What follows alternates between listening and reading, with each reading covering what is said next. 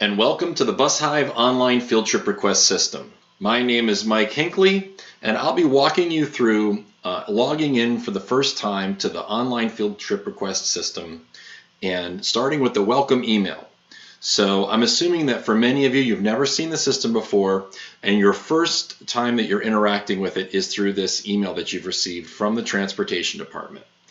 And that email, first of all, tells you that your username is well, of course, in my case, it's joerequester@bushive.com. This is going to be your email address. And the reason we use your email address is, first off, it's unique. And we know that there's no other person with your email address, so we can identify you to the system. The other thing is it gives us an easy way to send you your password, or send a link to you to reset your password, I should say, in the event that you forget your password. In order to log on for the first time, we have to create a password for ourselves. And so we click where it says here, set your login password by clicking here. And that here is a link. So if you click on the word here, it will bring up our website and allow you to reset your password. So I'm going to type in joe.requester@bushive.com. I'm going to type in my password. Now bear in mind, you must use at least one capital letter, and you must use at least one number. So one number and one capital letter. I think it also has to be at least 5 characters, so you can't have just a short password. All right, I'm going to hit reset, which resets my password. Google's going to save it.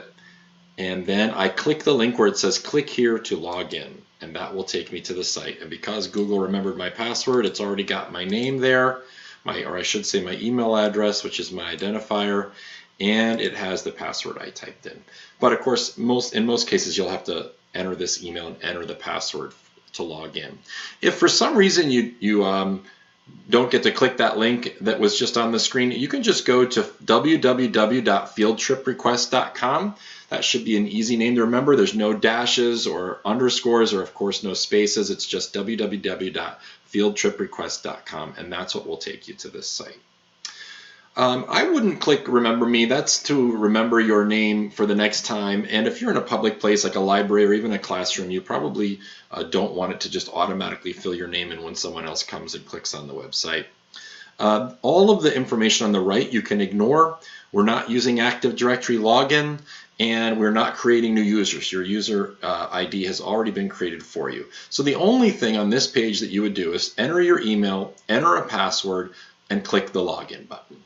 If you forget your password, you can click I forgot my password. You put in your email, click email link, and it will email you a link just like the one we just started from to reset your password.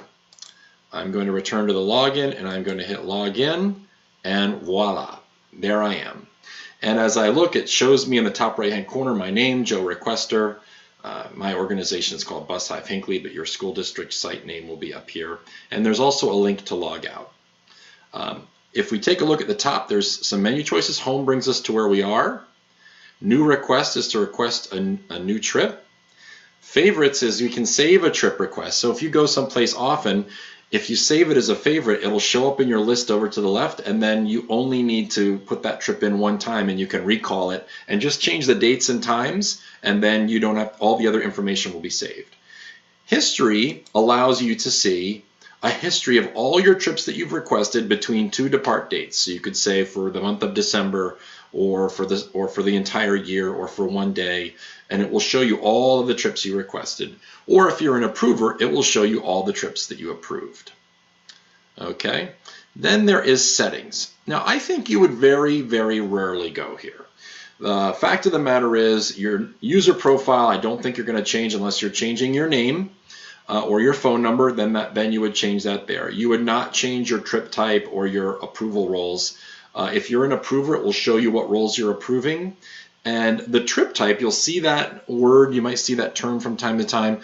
It means what group of trips are you requesting, such that we know who the approver is. So in this case, I have a type called standard, which I just made for myself. But in a lot of school districts, a trip type will be a building, like the high school, the middle school, the elementary school, or maybe the athletic department. And all of the trips in a trip type go to the same approver, whether that's a principal or a secretary or an athletic director.